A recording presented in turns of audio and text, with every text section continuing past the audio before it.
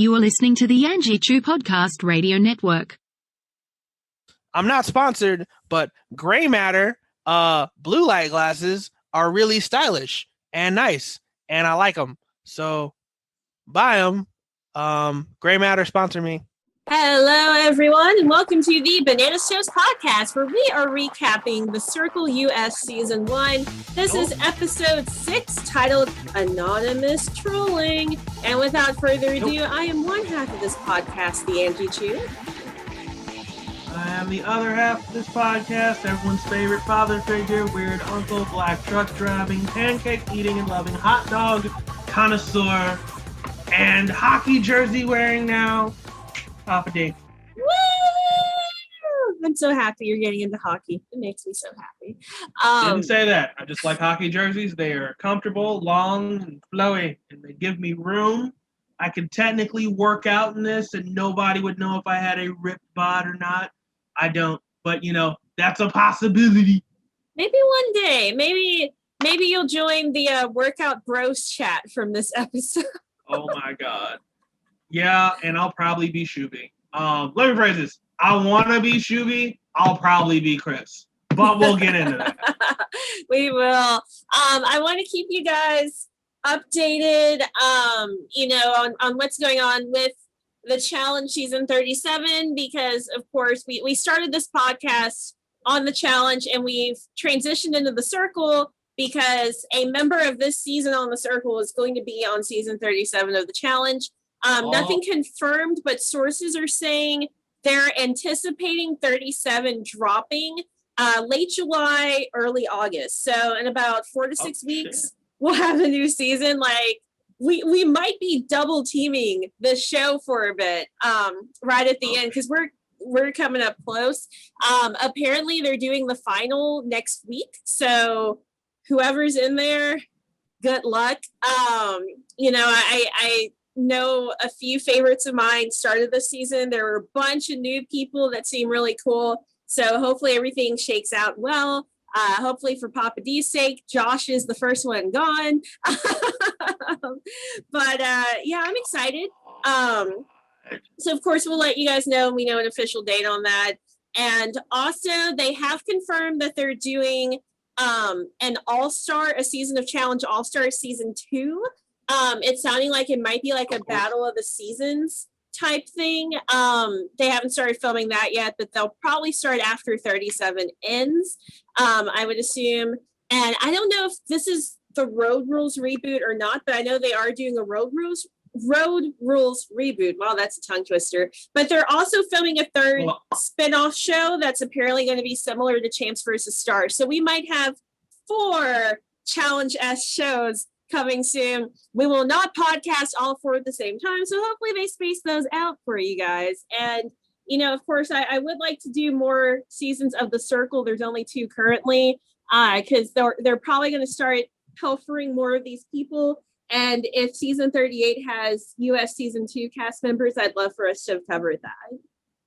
And one thing we will know in all the no matter how many challenge reboots or anything they do, Anissa's not winning a final. Let's just call that what it is. Because, spoiler alert, Anissa makes to the final, Anissa doesn't win the final, and Anissa literally drags ass during the final. In which case, this officially confirms and ends everybody's talk about Anissa. Anissa made it to a final. Anissa proved she can't run a damn final. Let me phrase this. She can't run it well.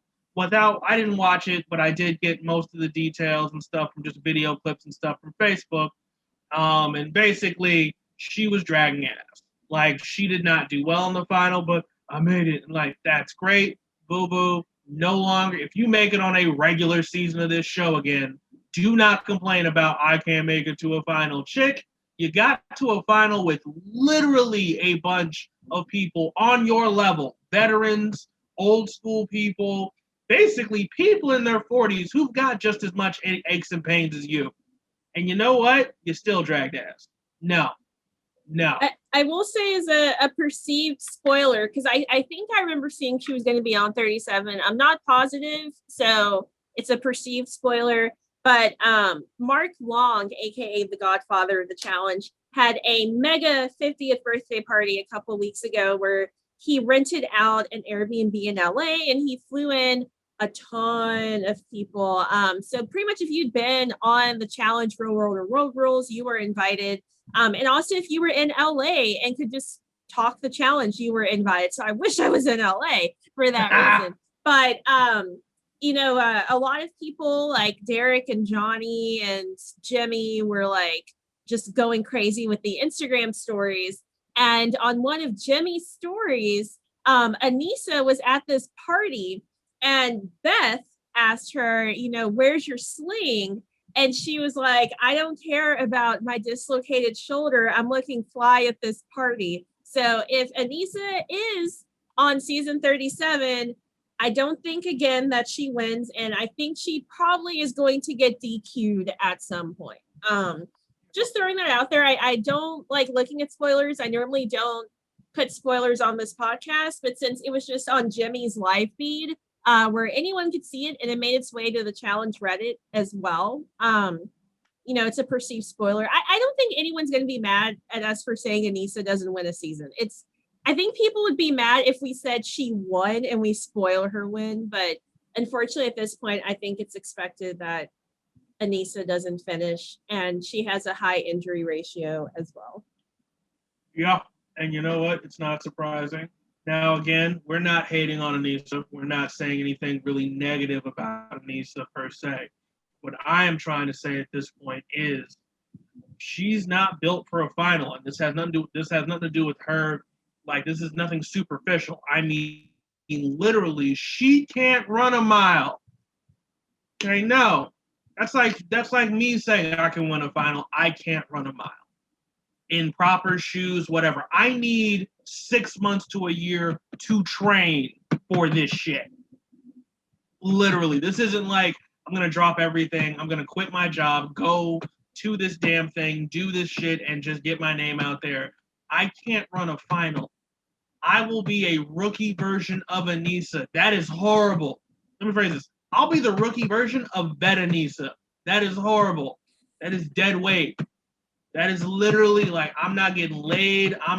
No, I will be the guy trying to break away from everyone to get some time by my damn self. I won't social. Now, it's horrible, but I know this going in, so I know I'm not winning. So guess what? I'm not going to bitch when I don't win. I'm not going to bitch when I'm one of the first people out there, or worse, I'm gonna bitch even more when I somehow am just the scapegoat. I'm the guy you keep because you know I'm gonna get carried to a final just because you look. If I carry him to a final, he's not winning it. That's one less competition. I'm just like, that'd be my luck. I'll send me the fuck home. No, we're keeping you, bitch. Keep you because you can't run a final. You're gonna be Devin in Rivals 3. They're gonna take you to the end, but you get money that way. And in some finals, recently they only give money to first or second, but exactly. You might get some money. With my luck, I will literally be the guy who just made his appearance fee, made it all the way to the final, finished dead ass last, and just struggling. Just I'm in the final. Oh my god! I mean, I did memes. Like, I think I'd have it. Depending on who they put me against in elimination, I'd have a decent shot of getting to a final. Not currently because I'm in my postpartum workout phase, but at my normal level of fitness, I could make it to a final. But at some point, I'm going to get meme treatment when they give me swimming or a puzzle, and I completely like shit the bed on those. Like, and I the thing is, unlike Anissa, I would expect this. I'd look at the camera as I cry and be like, you better be making memes of this, roll footage. And then they play like corny music in the background. Like, I would just own it. Like how Devin and some of the others, I'd be like, look, I suck at swimming. I suck at puzzles, but you know what? I can run. I have decent strength. Like I would just own my weakness. Like I said, it's just one of those things where like Anissa, boo-boo, you do you. And if you want to keep coming on these shows to make some money and get some new experiences, that's great. My only thing and my only prayer is that you no longer sit here, cry, or complain that you can't make it to a final. Not when you made it to a final with people your own age who some of them haven't done this in years. They found out they were going to do it and they started training again. Otherwise, most of them have lives. They didn't. Okay, so last point of the challenge before I promise we move to the circle. But a lot of the fans intersect, so I don't think anyone's going to mind. So this has been confirmed by all of the cast and TJ. If you notice, when they step off the bus in the first episode, they are dressed so fly, and a lot of them completely like almost drowned in the first challenge, the first daily they did.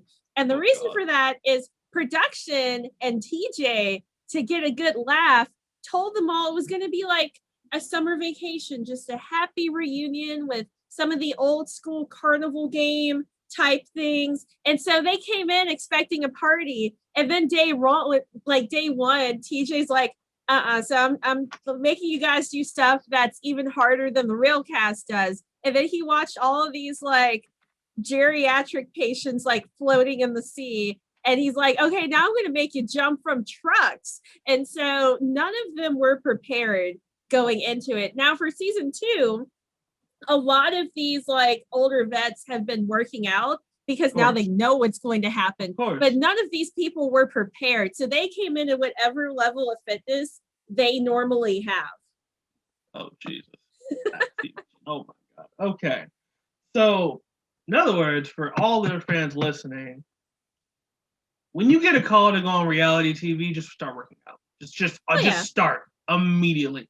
In general, like work out no matter what show you're going on, because even some of these dating shows will randomly have like a challenge day where they make you do something athletic, and you see some people like dying on the field. So if you want to be on reality TV, keep in shape. And if you get a call that says, can you fly out in a month, you better make that month a hardcore workout month.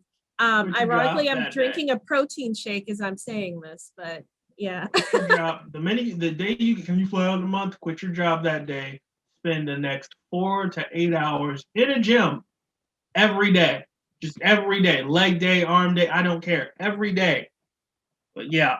Anyway, we got some gym stuff to talk about with this episode, but any day we pick up on this episode right where we left off in the group chat game.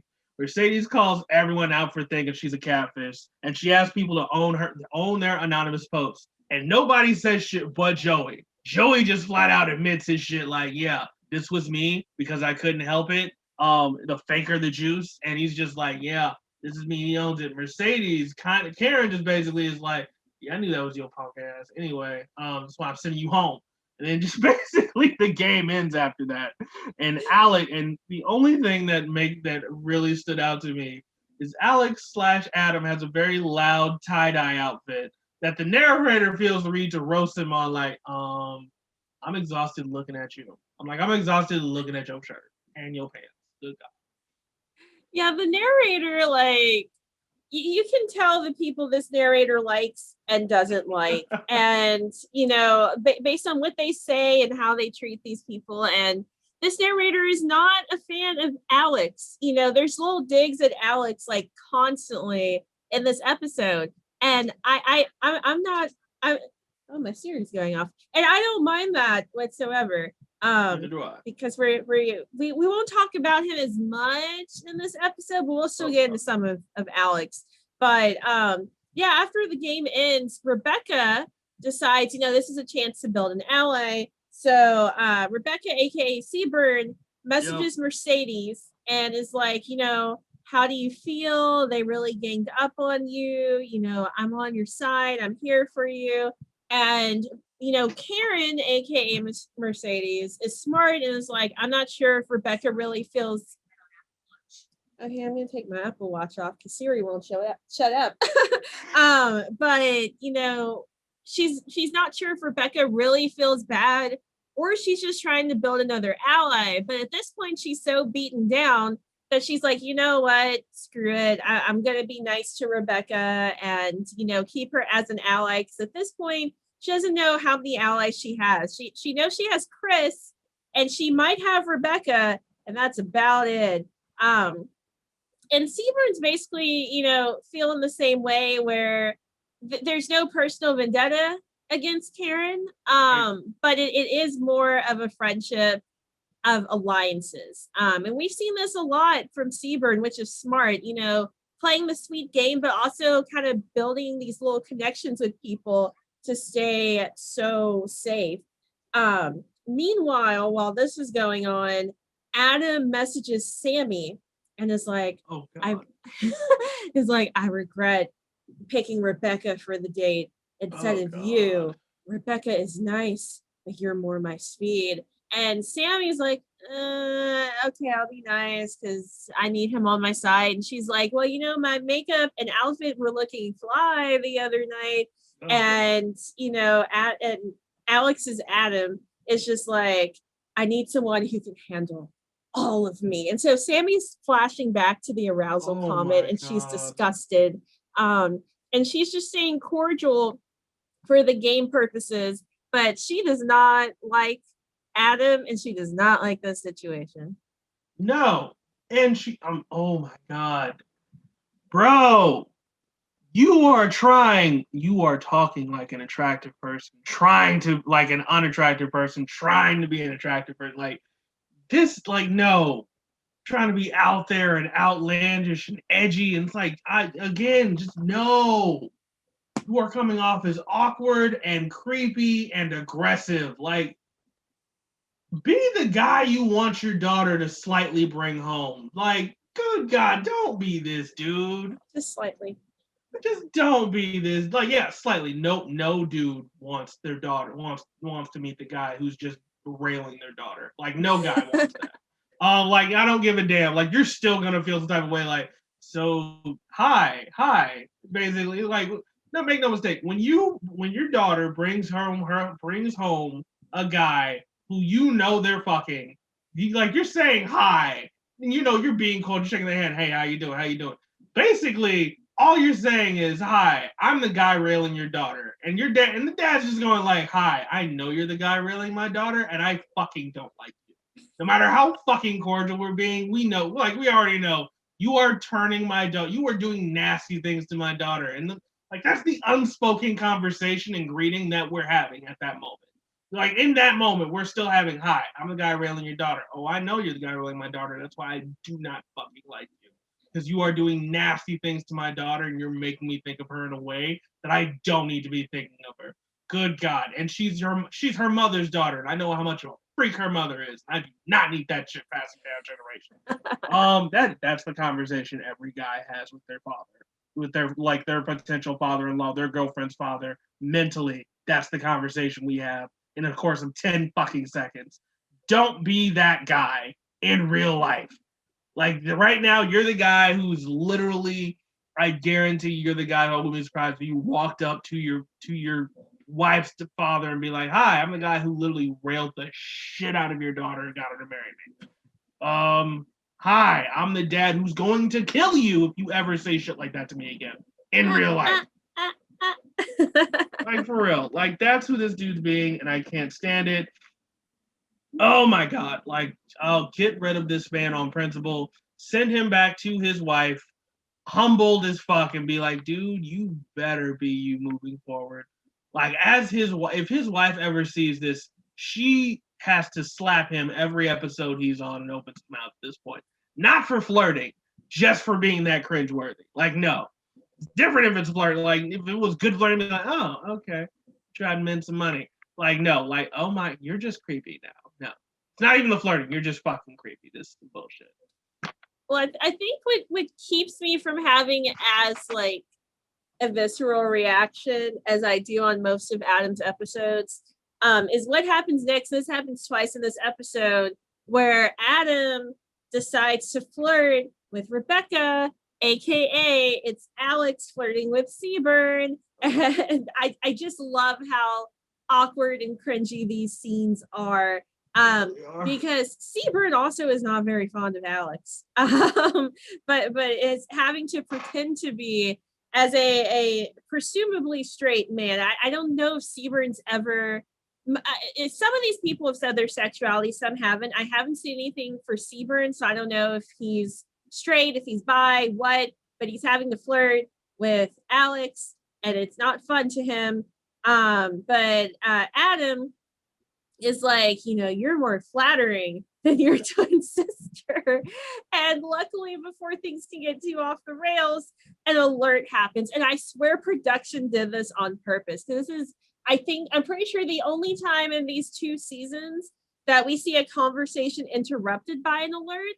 And I know that production is involved in all of the convos. So like a cast member, when they're in a DM, they say something out loud in their room and they have a producer assigned to them, and that producer types and sends. So that's why they have to say send when they're done. So that way the producer knows, okay, go ahead and send the message. And then the other person's producer is doing them. So they knew these 2 were having a conversation. And I feel like they were like, stop, just call the alert right now. I don't care. Yeah, and I don't blame them. I do not blame them at all. This got bad. This got cringeworthy. Adam/Alex is nothing but cringeworthy. But thank the Lord, the damn alerts come in. Alert comes in, like, we're revealing the ratings, and the ratings are in. And so slowly but surely we figure out who's who. At number 7, we got Mercedes/Karen rolling in. Dead last. And number 6 is Miranda, who's like, no, son of a bitch. Number 4, yes, number 4, because guess what? We had a tie between Joey and Chris. And so now it comes down to the final 3, in which case Rebecca/Seaburn is like, for the love of God, give me 1 or 2. Everyone's like, give me 1 or 2. Sammy's like, oh God, oh God, oh God, oh God. Shuby's like, okay, game face. Let's go. And so we get number 3, and it is Rebecca/Seaburn, and he's so disappointed. The bear is sad face, just on its side, like. But we get Sammy as number 2 and Shuby as number 1. Shuby, the juggernaut at this point, the juggernaut of diceness, because he's just sitting there, not throwing shade at anybody, not hating on anyone, has no problems with anybody. You know what's wrong with him? Not being creepy, he's not flirting, he's playing the game like a regular person. This is a show that actually being a nice guy can have its advantages. This isn't the fucking challenge where you're a nice dude, get the fuck out of here. On principle, sir. No, you can't stay here and win it. No. If you win this show, all the backstabbing ass people that create all the drama and make money won't have a job. Forget that. Goodbye. But yes, you Shuby. Can't be a nice person and be on the challenge. It's like a rule. You have to have some level of snark in your soul, and that's why I love it. Well, I'll never be on that show. No, I can't.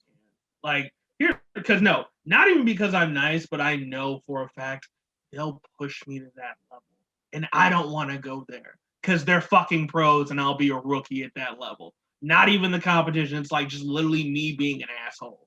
I'll be a rookie at that shit, and I'll get punched in the face purely because I crossed the line, and America will hate me because it's like, bro, you shouldn't have said that. Well, they pushed me that fucking far. I don't give a fuck.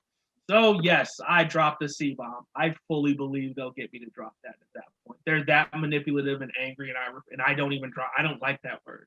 But some chick will be in my face. I'm like, you, and then like, oh God. I'm like, I cannot believe I used that language. They got me that heated, and they got me that insane. Like, no, I refuse.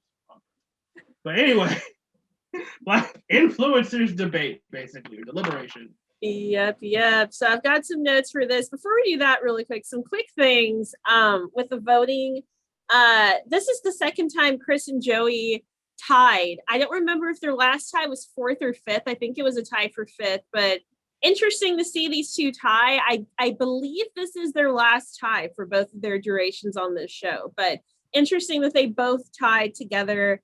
Again, they seem well liked, but they're kind of just floating middle ground. The other thing, this is the 2nd or 3rd time Rebecca has gotten 3rd place.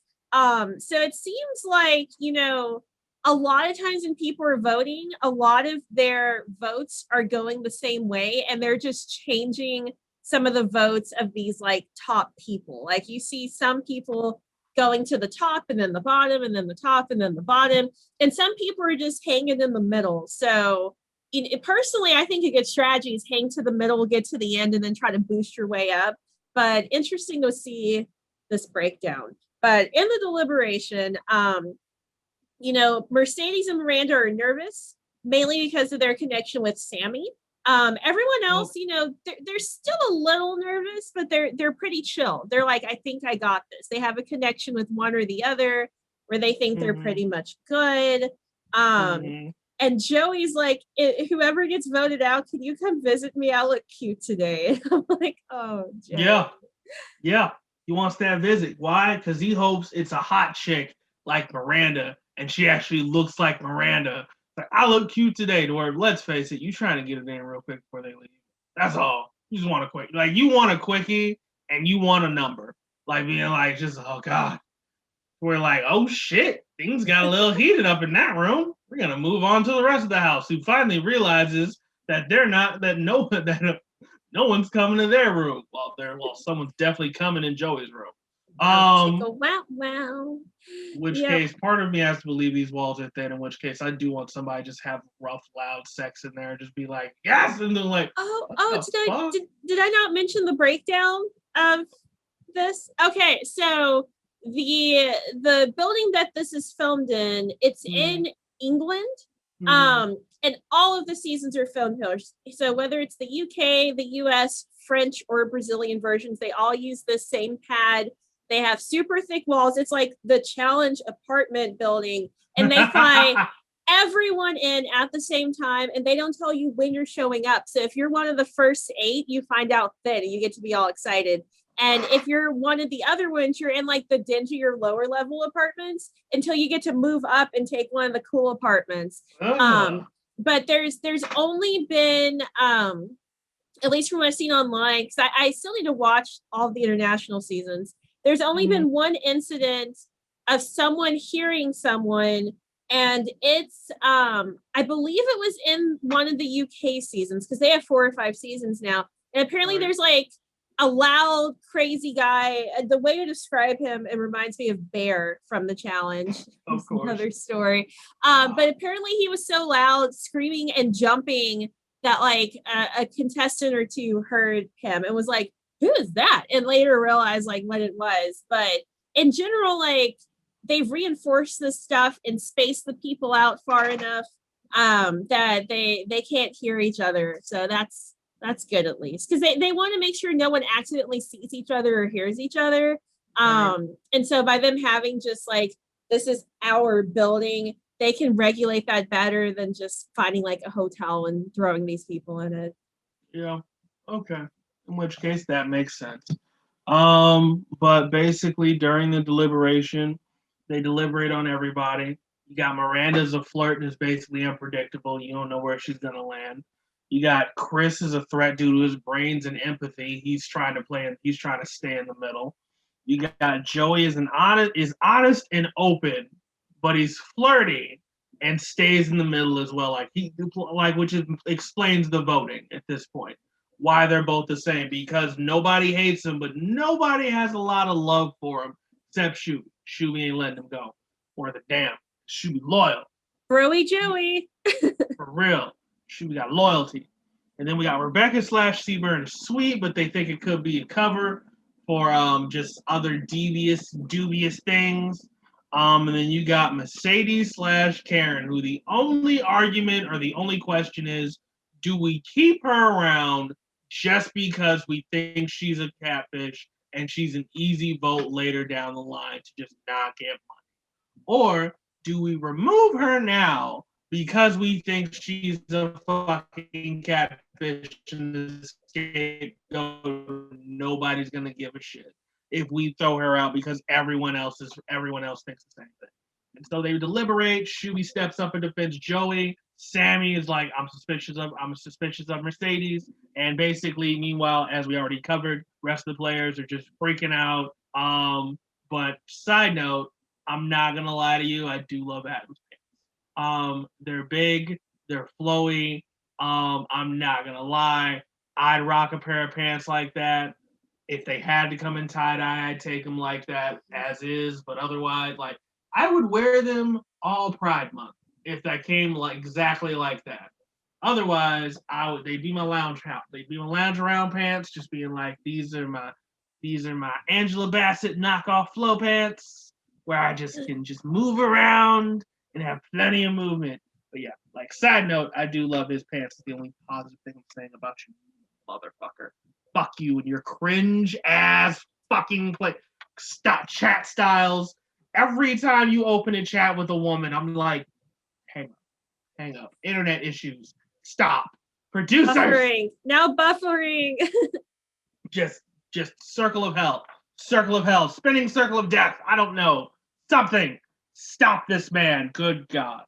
But yes. But we get a decision. We do get a decision. Yeah, Sammy goes for the jugular. You know, we didn't get to see them decide which of the two speaks. A part of me feels like Sammy just decided to do it. She was like, I'll take it. And we see her going like, I can't believe I'm about to do this. And at first I thought it was because she was going to feel bad about who she was voting out. But now I realize it's just she can't believe she's about to be this savage. And most people kind of sugarcoat stuff during the vote outs. But she's just like, we're blocking this person because they're manipulative and quick to point the finger. Bye, Mercedes. Everyone's like, oh my God. Like they're fine. Other than Chris, who didn't see this coming, they're fine with Mercedes being gone, but they're surprised at how brutal Sammy was in these comments. Yeah. It got real mother loving quick. Sammy didn't hold back. Sammy was like, I'm getting rid of this person because frankly, I don't trust them. Like they're manipulative, all this. I'm like, damn, all right. Mercedes knew she was going. Mercedes thought Sammy had it out for her from day one.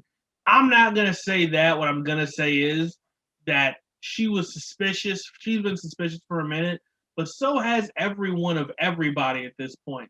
People are still wondering if Shuby's real, and I don't blame them. Because good God, it's the same principle as we see in a lot of reality TV with a vote out, including the challenge. And just on the last season of the challenge, we saw Teresa actually spell this out, for her partner Jay and for the audience, is that you look for the easy target and that keeps some of the heat off you. So you wait for someone to mess up and cause a fight or a drunk scene or just in other words, become an outcast. And then they're the easy person to, in the challenge, vote in and the circle vote out. And so Mercedes, was a double whammy because not only was she in last place, in 7th place with these votes, but she just got called out by half the cast for being a catfish. So it was the no-brainer choice for Sammy and Shuby. Like, no one's going to stand up and be like, how dare you vote out Mercedes? Because clearly no one liked her that much except Chris. And she just had all of those issues where people were like, we think this is a catfish. And I've heard on some seasons, people don't play the let's vote out the catfish games. They play just solely based on how they like people's personality. But both US seasons are very heavy on I spy a catfish. And so she was they would have been stupid to have not voted her out, in my opinion. Like, by that happening so rapid succession, they had to vote her out, basically. And like you said, Karen felt it was coming. She's not even mad about it. She's like, well, that's what it is. Game over. And she goes and sees her buddy Chris, the one person who loved her. Chris is excited. He doesn't care that there's not a Mercedes face attached to her body. He says he loves her energy and her personality, regardless of who she really is. And Karen always felt the same about Chris. They have a ton of respect for each other, being, openly LGBT on international TV. They're friends for life. They have a big kumbaya. It's a happy moment. They do. They have the kiki. I don't even know what the fuck that is. I don't either. I feel bad because normally I dismiss things I don't understand by saying I'm in my 30s now, but Chris is like a year or two older than us, and Karen is, I think, 37 in She said season. 37. Yeah, so like we're in that same age range. So I feel like I should know Kiki, and I don't, and that's the problem. We're also not slang people. Okay, we're not in these streets. We're not hip. We're not in the know. we're not hip enough to catch Hello, all these. fellow cool kids. Exactly. Like, nah, we're out the loop. And it's okay. It's okay. We're in our bubble of our people, in our group, in our surroundings. We're just nerds. Exactly. All right. I can sit here and name most of Batman's gadgets, but I can't tell you what the fuck Kiki means besides that dumbass Kiki. You love me, baby, riding, baby, like the Kiki challenge, which was I hate. To see who I am as a person, anyone who follows me on Instagram has seen for the past few days, I've been learning the entire Yakko's World song for no reason. Cons still that I go to are closed for another year. I just decided I want to learn Yakko's World, and I've been sitting on my bed with my son trying to memorize the stupid song, and I can do like the first verse, and that's the easiest one. So yeah, I'm not learning Kiki. I'm learning the countries of the world 1991 version, where Czechoslovakia is still a thing. Yeah. You know what? Because that was educational. It was. Say what you want. That was educational. Like, make no mistake. It's like learning how to spell bananas. Guarantee most people when you know it's bananas. B-A-N-A-N-A-S. Exactly. I guarantee it. I do. I fucking guarantee I do because it's like that. Or like, like glamorous. Fergie spelled like Glamorous. Yeah. Glamorous.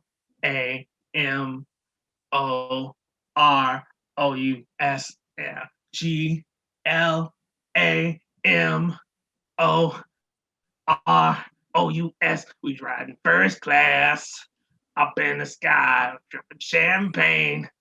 Like, yeah, no, because there were points in time, like little history lessons. There were points in time in the early 2000s where spelling was really hot. So songs would spell words to beat. And newsflash, if you hear the song and it was a catchy, and it was a banger, you learned that word. Gwen Stefani will forever be thanked by every kindergarten teacher or every teacher, and like every millennial who is a teacher, I guarantee. Want to know how to spell bananas? Here's a song that helped me learn how to spell bananas.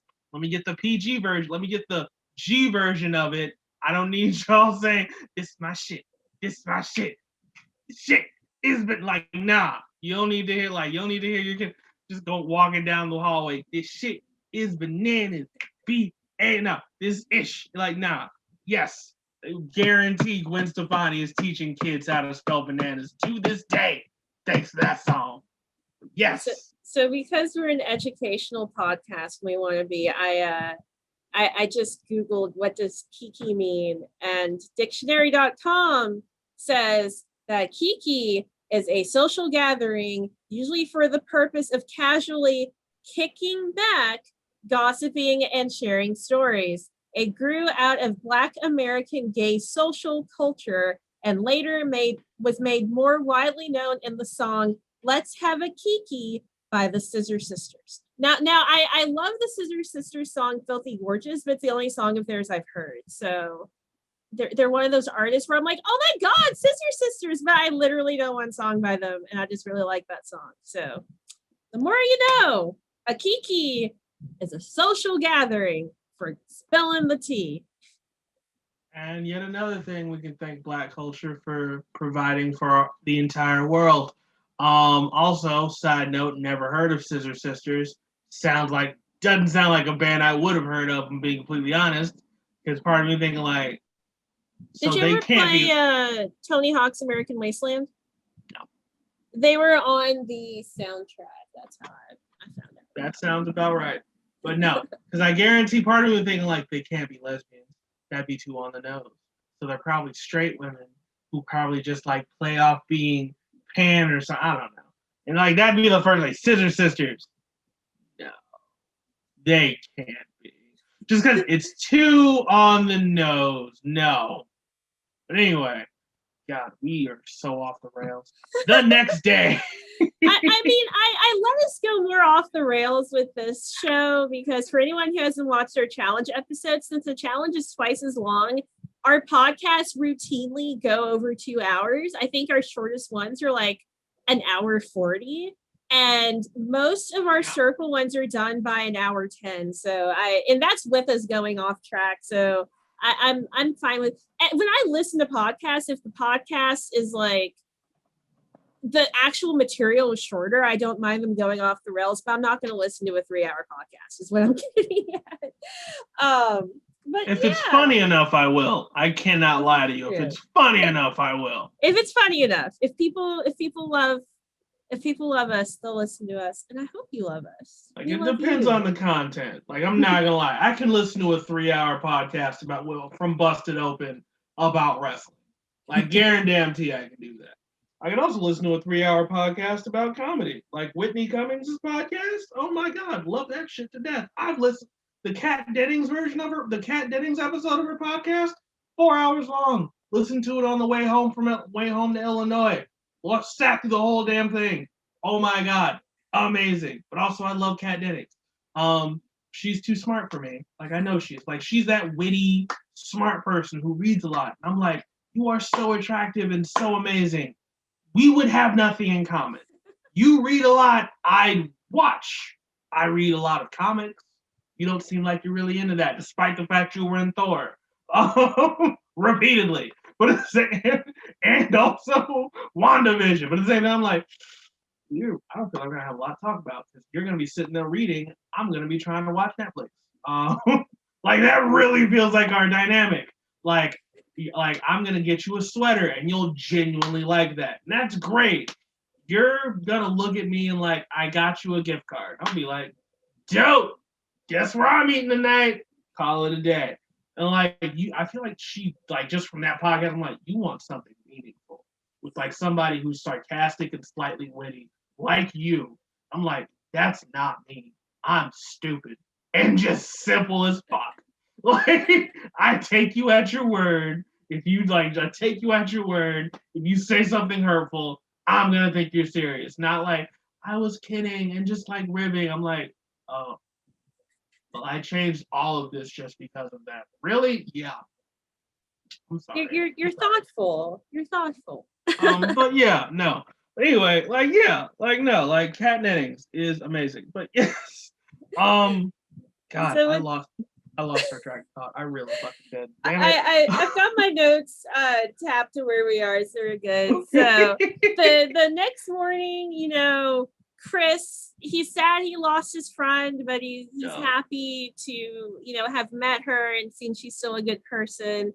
Everyone else is just like, okay, Mercedes is gone, whatever.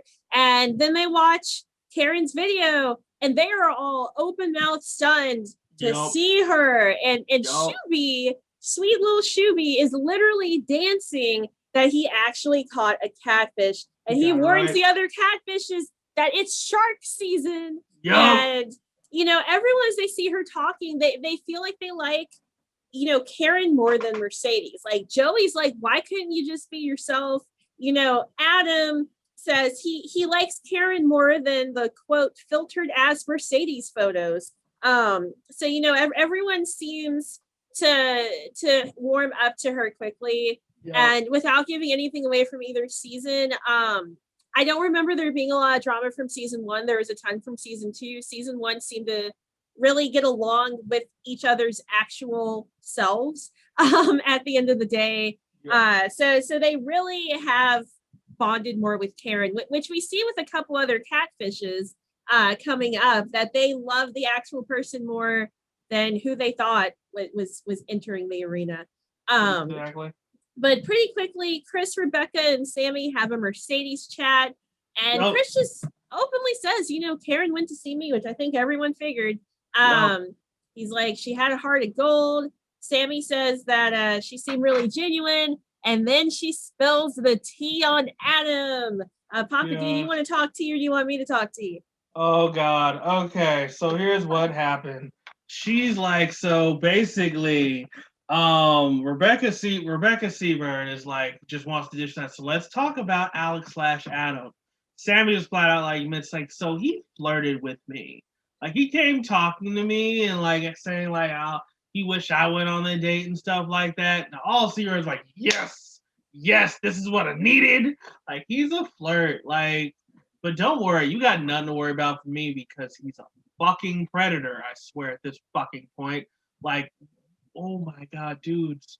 You can be like oh god, we already covered this. It's like there's levels to this shit. Okay, and there's artful ways to do it. You can be this crazy extrovert. Let's talk about sex and fucking and random ass things. Am I flirting with you or am I just this crazy? There's an art to that shit, and it's an advanced level to be able to do it online using words without actually people being there seeing your mannerisms and your expressions. And he's nowhere near that level. He is an introverted nerd. Joey and Chris do very well with that art, where they're just open and sexual and say what they want, and no one really cares. But there's a level of innuendo about it that allows it to leave it to imagination. Chris, like Adam/Alex, is just good. Just like, I want you to be able to handle all of me.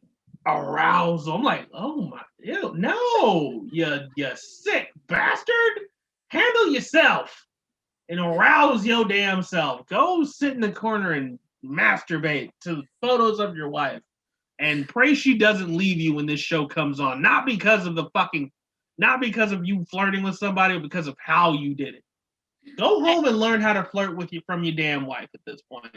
Shit.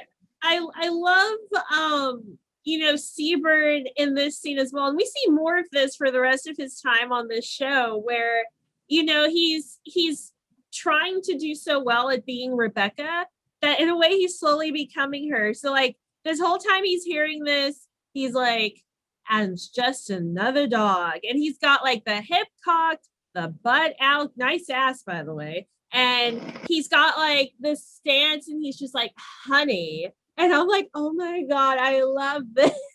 Like he is becoming Rebecca.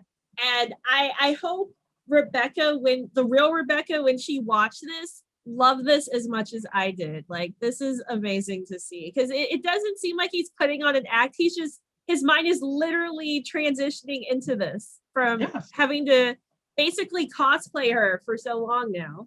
Yes, because of course this is an identity crisis at this point, because when you pretend to be something for so long, you have to get yourself in the right mindset and then you can't get out of it. It becomes you. Yes, exactly. R.I.P. Heath Ledger. But like, yes, it becomes you. You become this person. And so, yes, he's like, no. Honey, you are not playing with me today. I am not the one. And so, yes, he becomes Rebecca. He becomes this person ain't taking no shit. I am too good to be out here with all this bullshit. And this comes up later, because after this, he literally goes and confronts Adam/Alex. But no, he doesn't just call him out on his shit like any just upfront person would. No, he's gotta play this like Rebecca. So I'm gonna lull. Good God, like a master manipulator. He lulls her into a false sense of security, first of all. Asking him like, how you doing? What's good? Then he gives him a chance to confess like a maniacal evil son of a bitch. Like, for real. Like, I hate when parents did this. Give you a chance. So did anything happen today that you want to talk about? Like, that one moment you have to just repent your fucking sins, because you know they know something. You already fucking know. You just gotta, this is when you're like, shit, what did I do? Does she know? She fucking knows. Now we gotta play it cool. Now we just gotta say, fuck it, we're just gonna come clean. We don't even know. But yes, so literally, then Chris admits, then Adam literally tries to play it off like, you know what? Yeah, I spoke with Sammy today, but I'll continue to talk to her. But know this, I'm thinking of you, girl, every time I talk to her. We got a deeper connection. With Sammy, we just talking. With us, we vibe. And I'm like, you're my cuddle toy. I'm literally like, shut the fuck up all the way. Like, what shows do you watch, dude? What, like, did you watch just every bad 80s and 90s movie there is, that smooth player type, like, because I'm gonna let you know, that shit died so long ago, and yet somehow it's still alive. It's that weird thing. Let me rephrase this. You can't pull it off. You ain't got it in you. You ain't a player, dog. Like, let's call it what it is. You're not a player. And I'm going to tell you right now, real players don't even pull that shit anymore because women are too damn woke now to where they know lines when they hear them. They know that shit. And good God, if you were any kind of a player that you pretending to be, you would fucking know this. I hate this man because he came into this unprepared. The only saving grace, which is a big point, you should study the role you're playing. And we see this season, next season, people have really studied their catfish roles. But damn right. The only grace I can give at Alex and how poorly he's playing Adam is something that I've seen, with people who remember Alex has been with his wife. They haven't been married for the whole 10 years, but he's been with his wife for 10 years. And I think he's like right at 30, 31. So, early 20s, maybe even like 19, depending on how he's rounded up that number, is when he exited the dating field. And, I've seen with some people, if they have these long relationships that started early, when they were very young, when they re-enter the dating world, they don't know what to do. And they have to figure it out. And Alex should have done research if he wanted to play this character. But I kind of liken it to, like, I got with my husband right when dating apps were becoming a thing. Like there was OkCupid and Plenty of Fish, but no one really used them that were our age. So I've honestly never used Tinder, Bumble. Like all I know is like swipe right because it's like a meme at this point. But I've never used that stuff, and that's the main way people I know meet their significant others now is dating apps. So like, heaven forbid, if anything ever happened with my marriage, I'd be like, what do I do? Like, I've never done the online dating thing. I was the, find a mutual friend and everyone goes to dinner. And then sometimes you go in the DMs after. So, Alex needed to do his research, but the sympathy I can give him is I think he just literally doesn't know what he's doing because he was like 19, 20, 21 and met the woman of his dreams and has never had to worry about dating again. So his references are probably, the old school references that were used. And he's like, I hope this is still legit. And it's just not working with these people because they know how to date in 2021 or 2019, I think is when this was filmed. But good God, this just it's only thing I can say is thank the Lord Rebecca and Seaburn aren't buying this. Like, you can tell both consciousness is just waking up being like, this motherfucker's a player. I'm not buying. Like, literally both of them. Player recognizes a player. Just straight up like, so this dude's spitting some lame ass game. Like, Seaburn recognizes this. And Rebecca and him is like, child, please.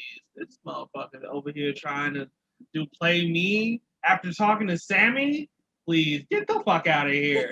Like, thank the Lord that both of them are woken up to this game to be like, get the fuck out. Like, oh my God, we gonna play nice because of this game, but in real life, motherfucker, like, no. Get the hell out. That's like you talking to my friend and me, and like then you trying to spit game in both. Get the hell out. So but, next week we've got. Thank the Lord. Yeah, this has been a fun episode. This is one of my favorite episodes in the season because it's just like lighthearted and fun. You get to learn more about all the cast members. But the last two scenes are great, and in this scene right here is my favorite, one of my favorites in the entire season.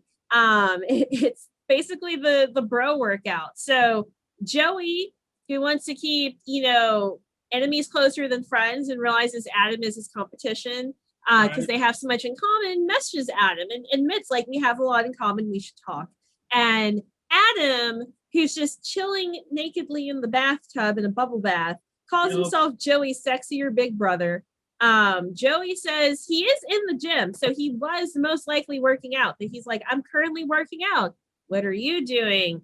And, Alex is like, I need to have Adam say something to match that. So he has Adam put, I was jumping rope, I'm sweating buckets. You interrupted me at workout time as well. Oh, and God. Joey decides to have fun with this. So the two guys add Shuby and Chris, and they call it the Workout Challenge Chat.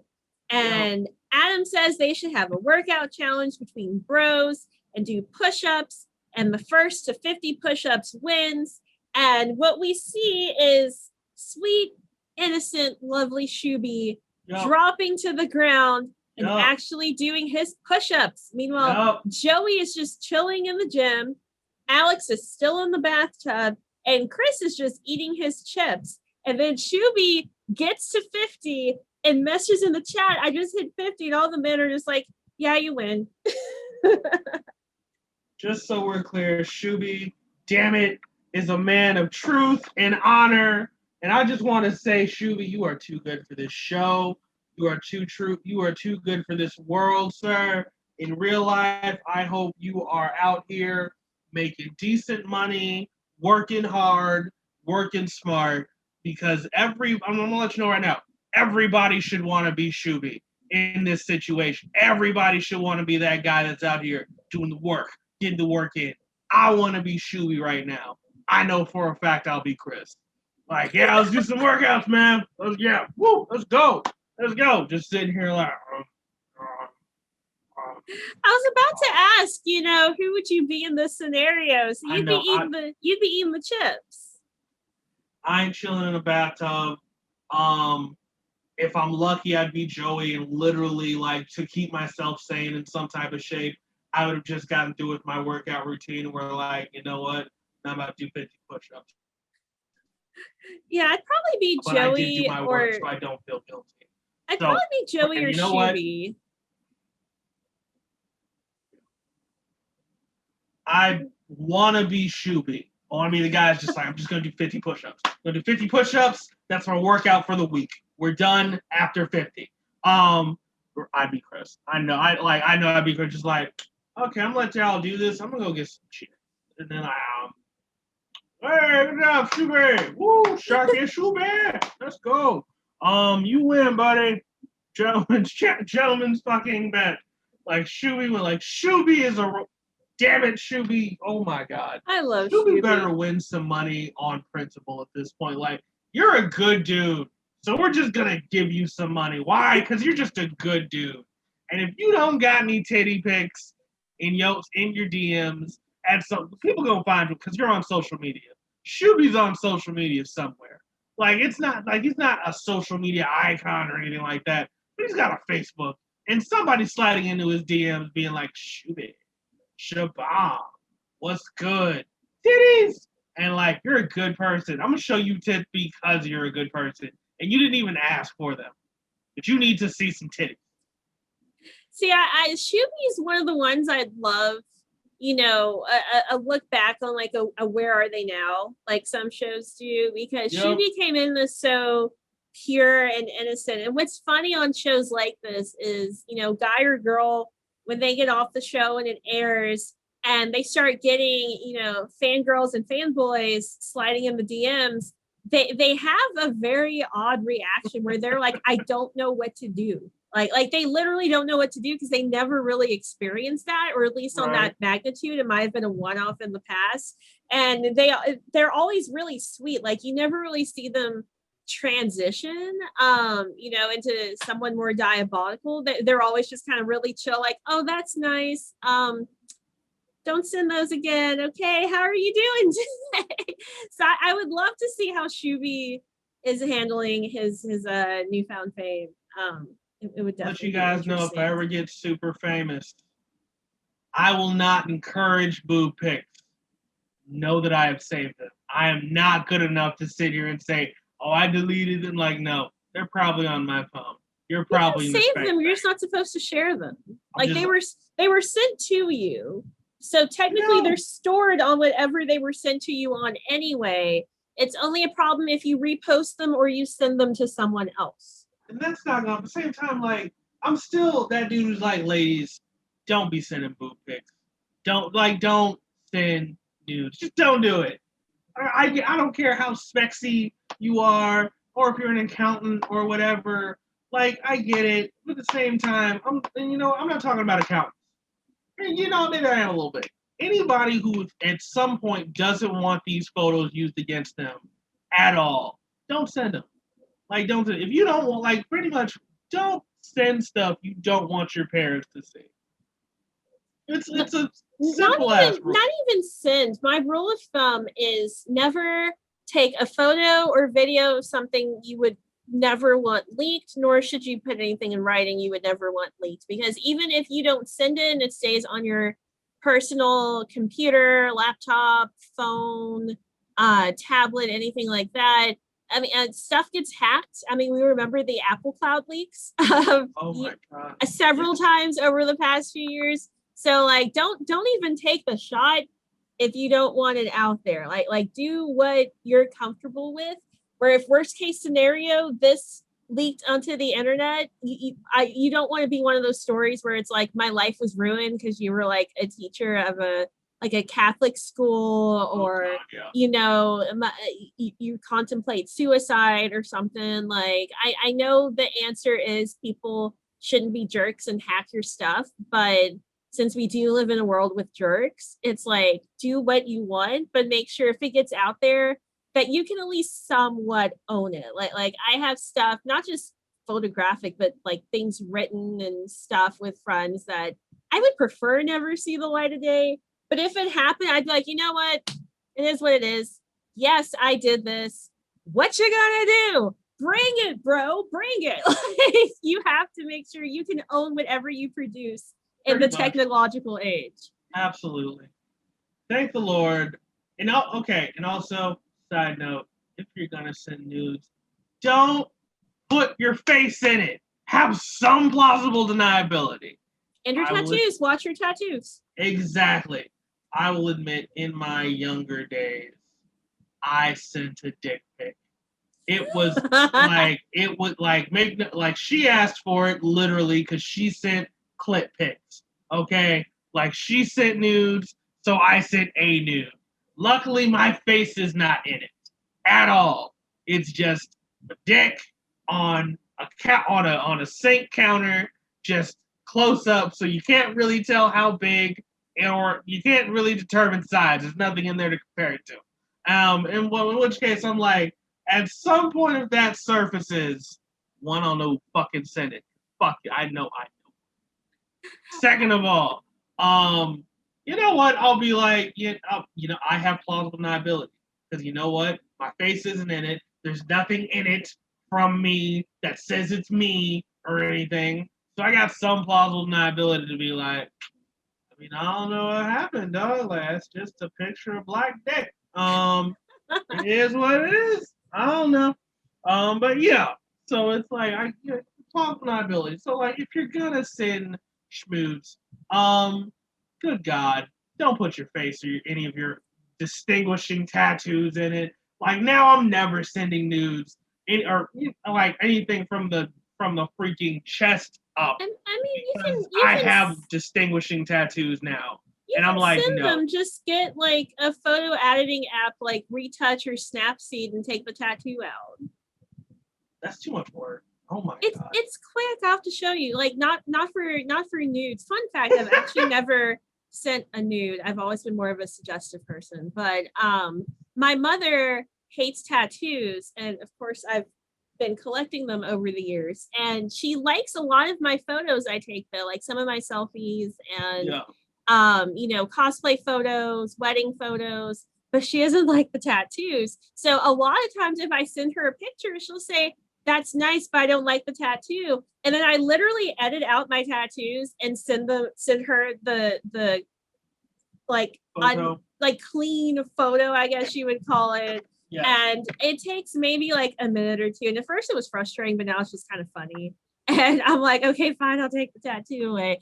But yeah, get a good app like Snapseed or Retouch. And if you want to make sure no one ever knows it's you and you have tattoos or scarring or just something that is easily identified to you, edit it out, or have a nice friend like me, who you trust to see that side of yourself, and have them edited out too. I will look into that. Or worse, I'll be like, Angie, I need your help. And we'll go from there. I will show you how to do it, but I am not doing it for you. Why not? You could be my editor for like my shoots, and like if I decide to start an OnlyFans, like I was voted most likely to direct a porno in high school. yeah, that sounds about right.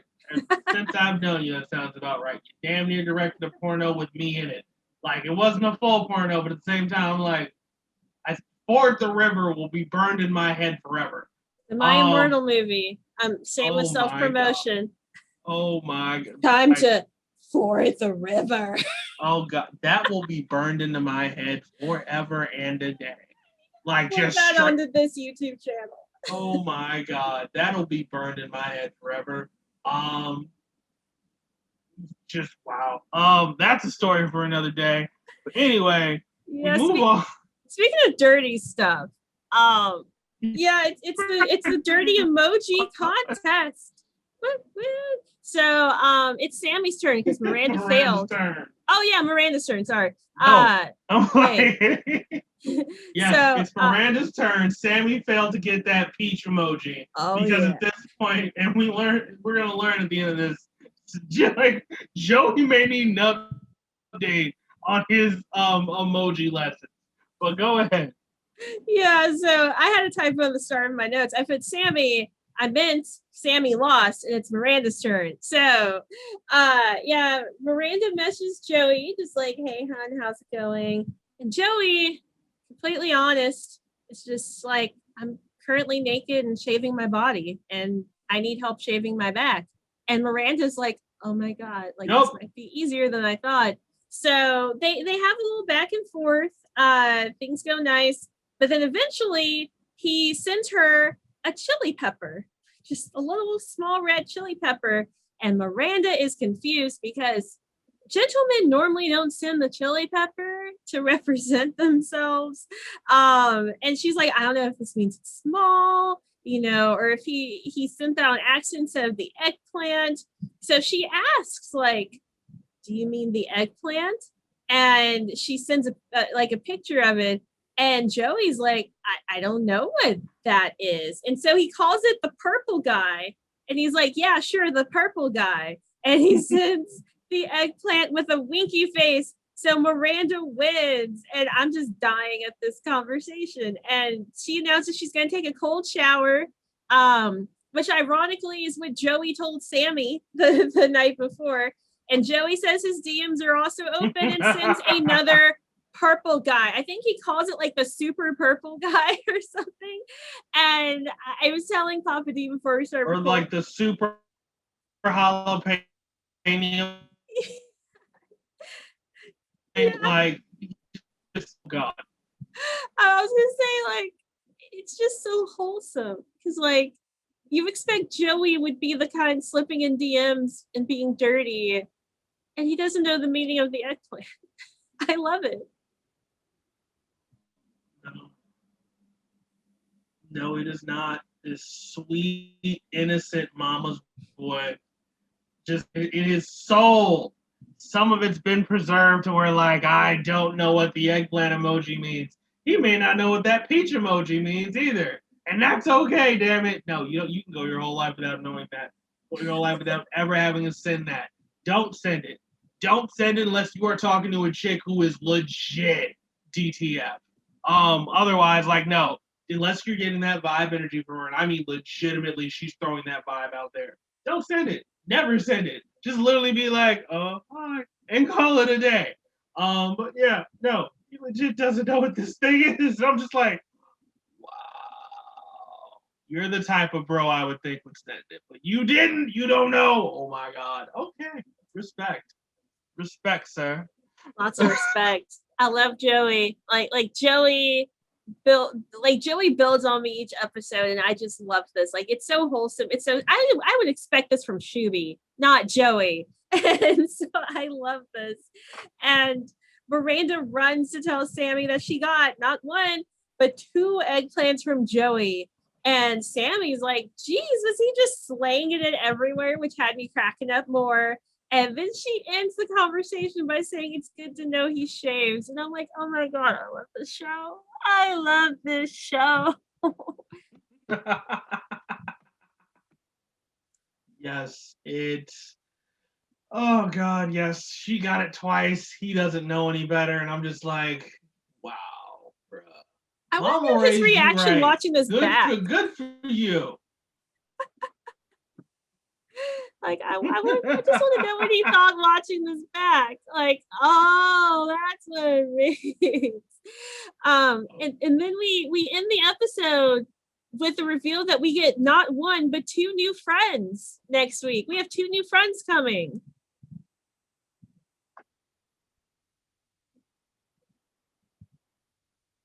Yep. We get 2 new roommates coming next episode. We know nothing about them yet, except one actually is a tall, in-shape dude. The other's kind of a thick chick. We don't know what they're gonna be. The thick chick's probably gonna be a catfish because that's just how this show's working now. That's just logic. Like, he's a fat, out of shape, unemployed dude, but he's playing this in-shape dude from like New York, moved to Cali, being just surfer type. I'm like, oh God, I hate you. Get you the fuck out. But we will see.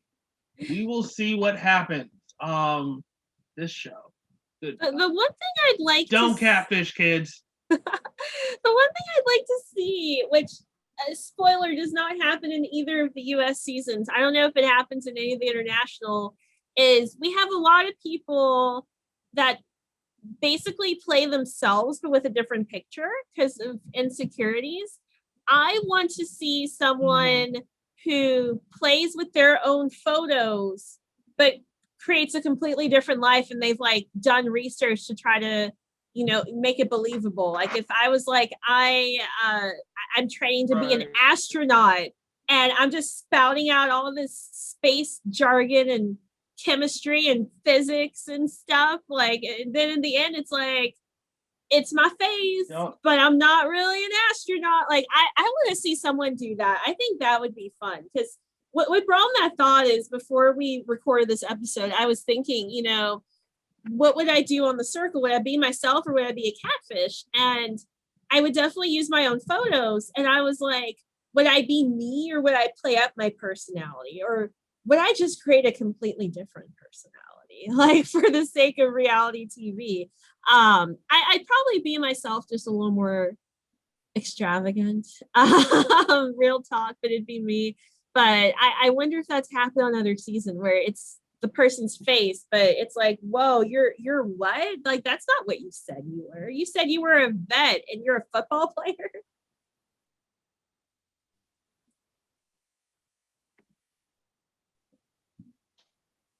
Oh God. Yep, I'd go and be myself. I can't go back on my principles and just catfish. If I were to catfish, I'd be a 23-year-old white girl named Becky. Just because.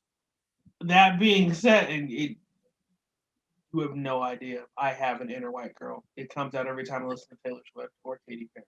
Just good God in heaven. Except her name is Dana. Ironically, that was the name of my truck. But yes, like I have that side of me. No one knows it, but I have that side of me. She's a redheaded ginger with freckles. But yes, but yeah, no. You have to come in here and be myself and hope that's enough. Am I gonna be the most attractive dude? No. Neither is Shuby. Like I'd be going in trying to be fat Shuby. That's really it. Like I'm coming in here trying to be fat Shuby. You're like, what's up, guys? And then I'd probably wearing what I'm wearing now, rocking a hockey jersey, one for each number day of the week. Be like, oh, so he's super into hockey, and be like, no, I'm not. I don't know jack shit about hockey, and I really dang well I ain't on it now. But my mom likes hockey jerseys, and I'm from St. Louis, so I'm rocking a Blues jersey It's just so I can obviously wear something similar to my mom. Kind of a mama's boy. It is what it is.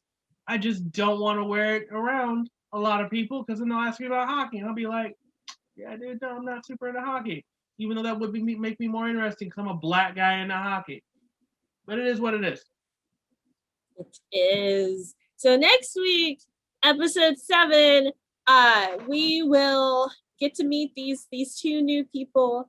Very exciting. I enjoyed them both on this show and what they bring to the show.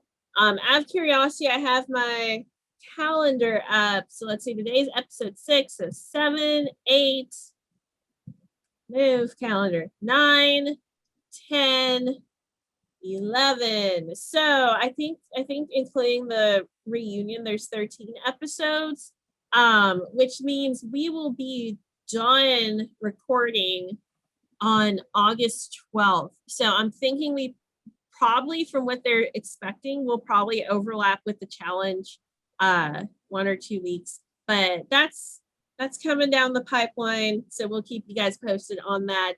I will say the 2 new people we're getting next week are not on season 37. I will let you guys know when the season 37 person appears. This actually makes me excited that 37 is coming so quickly because I try not to do challenge spoilers on here because I know some people hate them.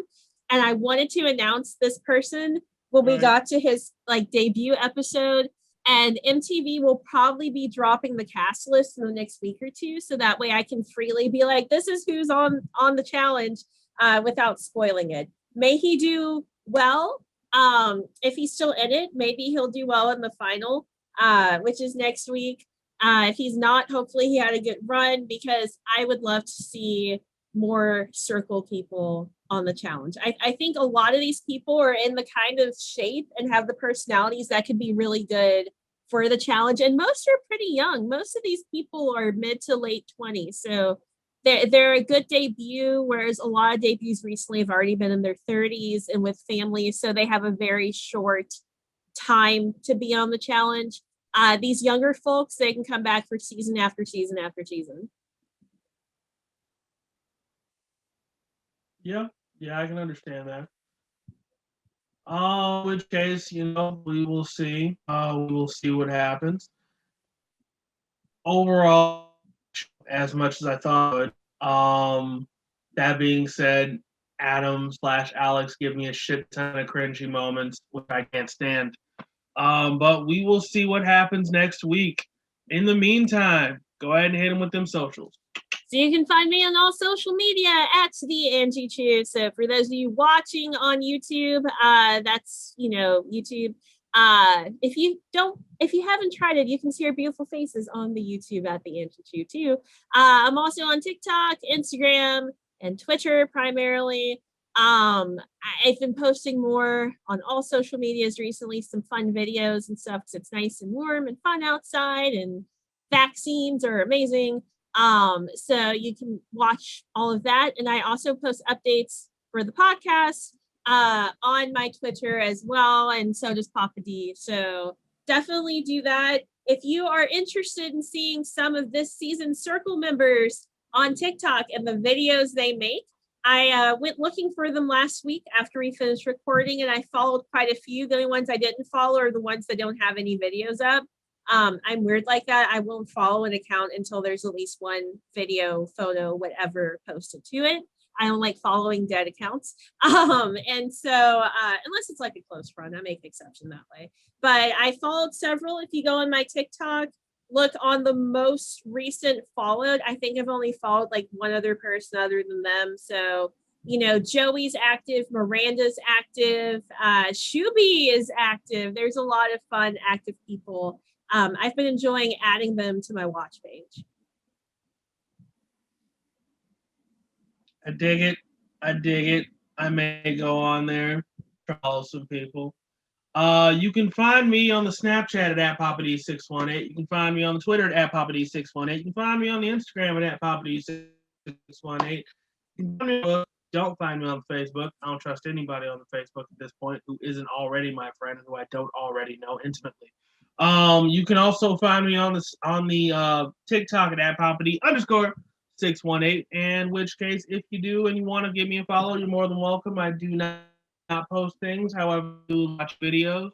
If you want to send me a video of you, or just send me random videos of Rottweilers, because I found Rottweiler TikTok and it's pretty dope. These brown and black dogs just out here being amazing, little cute things, changing the perception that the media has put on them of being these vicious junkyard dogs or gangster dogs or just like dogs made for black people in the ghetto, just being like these just nice, like, hello, what? Food, please.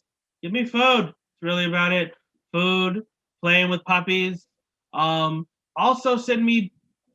you can send me videos of pit bulls playing with kids. TikTok's flooded with those. Love them to death because just like pit bulls over here just being like, hi kid. Okay. We're hugging. We're cool.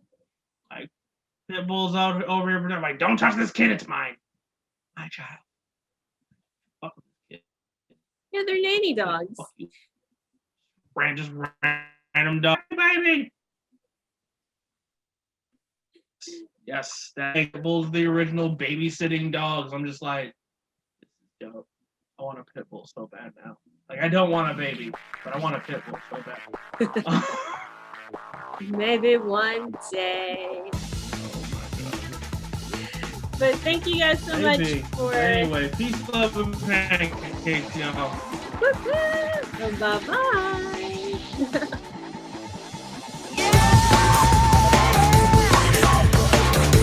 You are listening to the Angie Chu Podcast Radio Network.